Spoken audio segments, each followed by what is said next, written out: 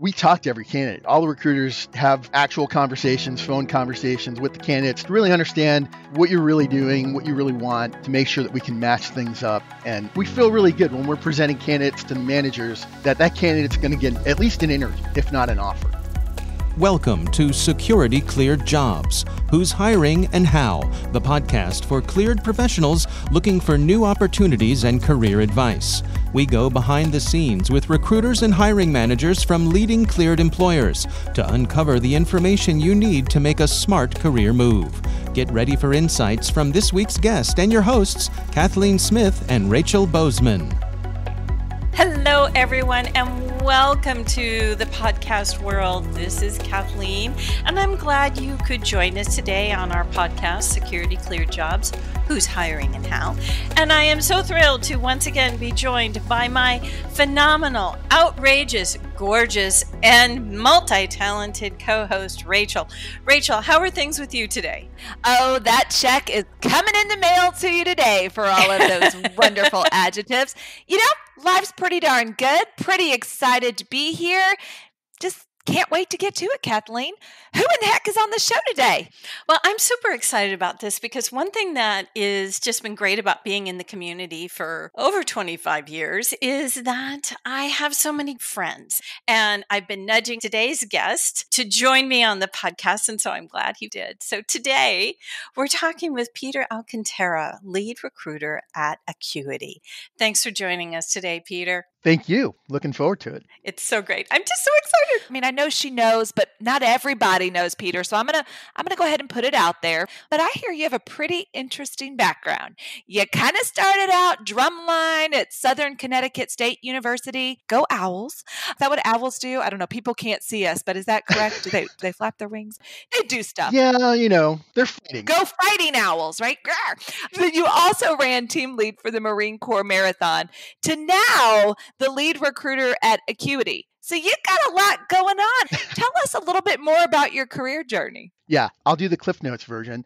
So, and it's also great with the research. I don't think anybody has really brought up the running thing. Or the owl. Yeah, the mascot.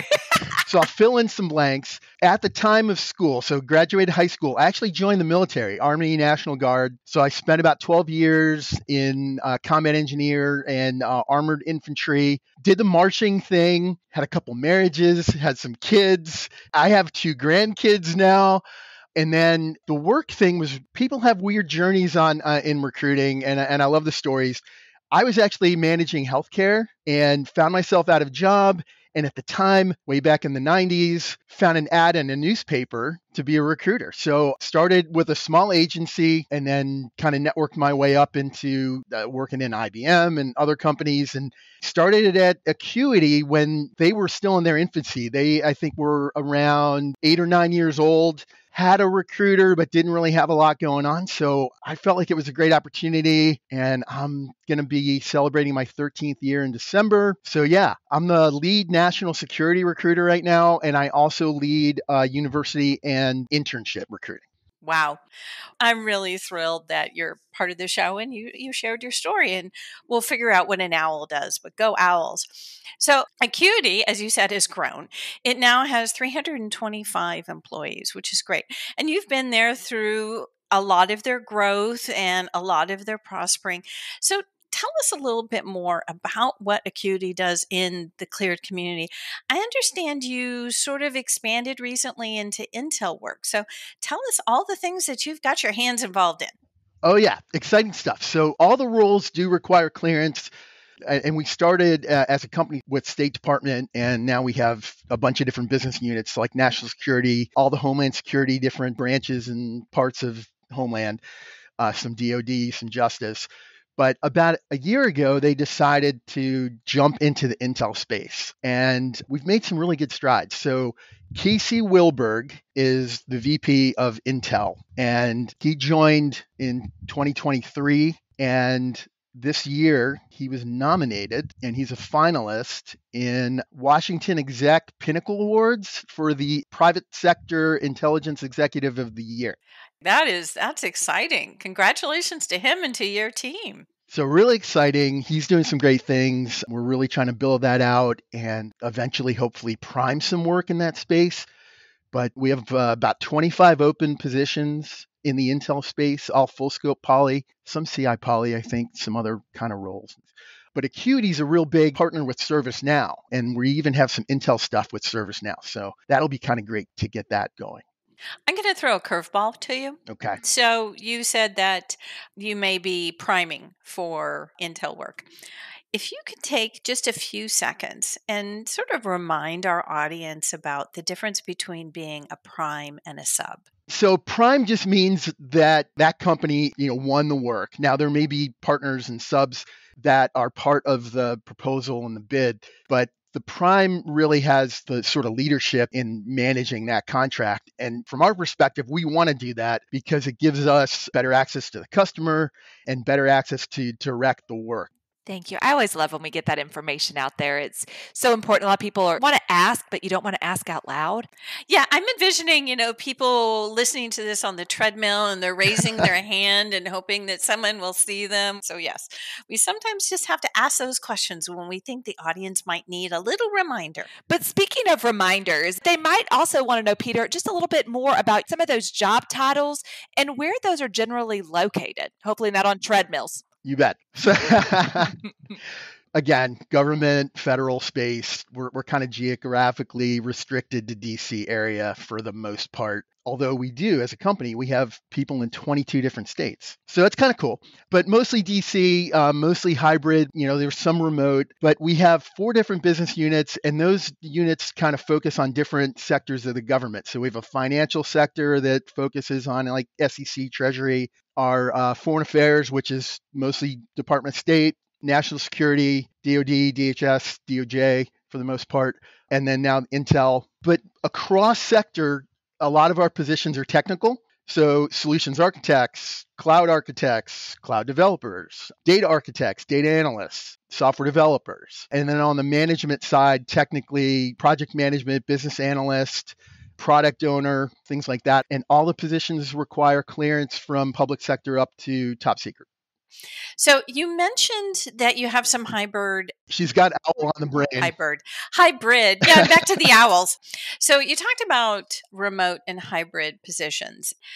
If you can talk a little bit more about that as far as, are these 2 days a week? Is it 2 days a month? Are they fully remote? For the area that I support, national security, homeland, I think all the positions right now are fully remote and potentially maybe some meetings, things like that. The other positions that we have are hybrid and they vary. So I've heard of different schedules where people were doing a couple times a week or they were rotating. Like the client wanted somebody on site. So some people were working Monday, Wednesday, some people working Tuesday, Thursday. It really varied, but we're kind of dependent on what the client wants. But as a company, though, we do have a really robust sort of benefit package, time off sort of thing. We encourage people to take their time off. We try to do events and get people together after hours, try to build that camaraderie between the company, and then just encourage people to do what they need to do to kind of feel good about their work-life balance. So let's sort of switch this over. You mentioned that all of your positions require a clearance. Do you have any positions that don't require a clearance but are clearable, or do you upgrade people who have clearances to another clearance level? Great question. And yes, we do. In some instances, we're able to sponsor clearances and get those rolling for people that don't have a clearance. To be clear, we do require U.S. citizenship for the levels of clearance that we have, even the public trust. But most of the roles, we are able to get the clearance rolling, and some of the roles we are able to upgrade. So we've done that from secret to top secret. Currently in the Intel space, we're not in any position to begin any clearances there. Hopefully that'll change. Awesome. Well, you were starting to dip your toes into one of my favorite subjects, which is really about kind of company culture and the way that you're engaging your employee base. And something I heard that y'all might do a little bit different is about the way that you foster employee communication. So can you tell us a little bit more about that? I have a lot of curiosity and a lot of interest because I really think it is a big contributor to that company culture. Yeah. So, from the onset, the company was really big about training, education. And as we grew, we realized we needed a focused training manager. So in 2020, we brought on a training manager. And then we built out this technology solutions group, which are kind of the leaders in partner management. So partnered like AWS, ServiceNow, like I mentioned before, Microsoft, Red Hat. And the leaders are really thought leaders. So the cloud director, the data architecture, software development. And out of that, we started these communities of interest. So with our training, we do a lot of lunch and learns about different topics, communities of interest. We also do different topics. Could be ServiceNow, could be cloud. And it's really kind of great because we get our leaders within the company to lead these calls, but it's open to every employee and it fosters a lot of communication and knowledge sharing. We talk about things that maybe we're doing at a client and using certain technology, how we're using it, how was it successful, or maybe challenges that we had. And then we have those conversations and open it up so people can really see what's going on across the company. I think it's been really helpful. I think that's really great that you have an opportunity to do that lunch and learn. So, Rachel, I know you have some other burning questions. I do. I mean, there's so many things I could ask, so many things that I still haven't gotten an answer to the owl. But you've been noted as describing your recruiting team as just really proactive, which is a pretty darn good thing to be called. So, what does this mean for candidates and for your hiring process? So we really engage, right? So we try to really understand what the roles are, what the requirements are, what is really needed. And then as we get the candidates in our process, we talk to every candidate. All the recruiters have actual conversations, phone conversations with the candidates to really understand what you're really doing, what you really want, to make sure that we can match things up. And we feel really good when we're presenting candidates to the managers that candidate's going to get at least an interview, if not an offer. So we're just trying to be really proactive about that and build those relationships and really understand what the candidates need and see if they're the right fit. So Acuity is, we have small teams. Everybody has an opportunity to be involved in the work that we're doing. So we need people who are also very proactive, who are constantly learning, who like to collaborate. So we really need to feel that out during the recruiting process early on. So, thinking back on all of the times that you've met with candidates, either on the phone, over email, at one of our events, because I've seen you walking the conference floor at our events, just going after those candidates. What does a candidate really need to bring to impress you? So confidence in their ability, ease of conversation. Like if you ask a candidate a question like, tell me what you're doing. If there's a lot of hesitation, then obviously that starts to make you feel unsure. So if they're really confident, if they can quickly and succinctly kind of tell you what they're doing and they can quantify it and qualify it. The other thing is like, I want someone to come who, if they're going after a particular position, they should be focused on that role. So like if their resume has, I want to be, 3 different things in the summary, really need to focus it on, if it's a software development position, focus on that role. Tell me what you can do in that role and tell me how you can be successful. I like it. You got to have swag and confidence. You do, right. Let's talk about that a little bit more. I mean, how do you show that in an email versus in person? Because I know in person you have your body language and really sort of swag it there. But how do you do that in an email and not be pedantic? Well, I think it's just to be short and sweet, succinct, very brief. Focus on, I saw you have a software engineer position. I would like to be a software engineer, and this is why I'd be really good. Maybe put a little reason why, and then, hey, can we talk? Just keep it short and sweet and focused. Give me a hook. Put a worm on that hook so I can go after it, and then we can talk. And make it easy. Tell me why you're good. Don't make me guess. Put it out there. Give me some bullets, and life can be easy that way. Well, I have another question for you if you don't mind. Has to do with a great transitioning story. And I heard you have a fantastic one for a transitioning military friend who was coming out of Quantico. Can you tell us a little bit more about the goodness that is this transitioning story? So again, military background. So military is very near and dear to my heart. When I joined Acuity in 2011, wanted to look for different avenues to find different candidates, got into the TAP program and found out about an event at Quantico. I ended up meeting someone who was transitioning out of the Marine Corps after 4 years. And at the time we had an admin role. So that candidate worked on the resume, got it submitted, got some interviews. They started as an admin in 2013 and now has been with Acuity the entire time, been promoted 2 or 3 times, is currently a senior manager leading a team. So there's a lot of opportunity here for people who want to come and build a career. And now that person is a technical manager with, again, I'll plug ServiceNow as our partnership, leading ServiceNow work at the Department of State. Sounds great. I always love the transitioning stories because there are so many really great ones, and anything we can do to help our transitioning service members, I will do it. Oh, definitely. Bend over backwards for that. So transitioning service members or non-service members, cleared professionals, what is 1 or 2 great pieces of advice you would like to give to our audience on their job search? Well, we kind of touched on it, but just be focused on what you're looking for. And I think also when people apply, make sure the resume is mirroring that job so that when a recruiter or especially a manager looks at it, they're going to see that there's similarities. And so they're going to want to move forward.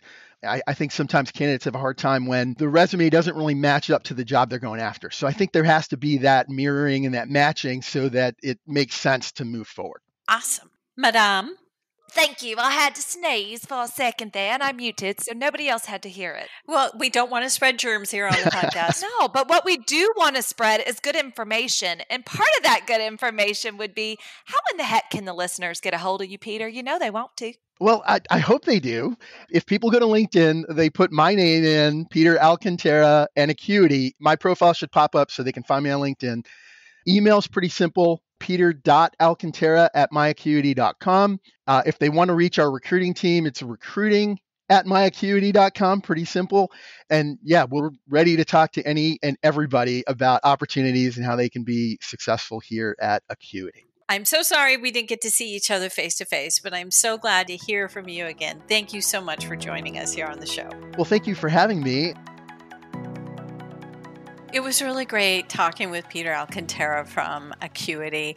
As I mentioned a few times, I've known Peter for quite some time, and I've seen him at several different companies. I'm so pleased for him that he's been at Acuity for almost 13 years. I really loved his transitioning story, that when someone who's really committed to supporting transitioning service members and knows that they're going to fit within the company, knows that they're going to really excel there, and that's what he showed. He showed that they have positions, and he, being a great recruiter, knew the career path for that person. What about you, Rachel? Good times, good times. We got to talk owls. We got to talk marching bands. We got to talk all sorts of fun stuff. You know I'm going to say it, Kathleen. You know it's coming. You know what's happening here. I love a good proactive recruiting story. So I really do appreciate a team that is focused on doing the right things, making sure they're there for the candidates, and really improving that candidate journey and experience. So if you also want to be a candidate that has a great experience somewhere, keep listening so that you can get all of those tidbits and all of that great knowledge to land that perfect next career for you. So thanks for tuning in. Hopefully you walked away with more than you came with. Make sure you hit that follow button. Till next time, see y'all later. Bye. Bye-bye. Bye-bye. So I got all of my pieces together. Did you get the friendship bracelets done? Well, about that. So I have my creative side, but my creative side also might be a little extra. So yes is the answer, but are you going to want to wear them all? Probably no. No is the answer to that because they're special, but you're going to have to wait to see them in person.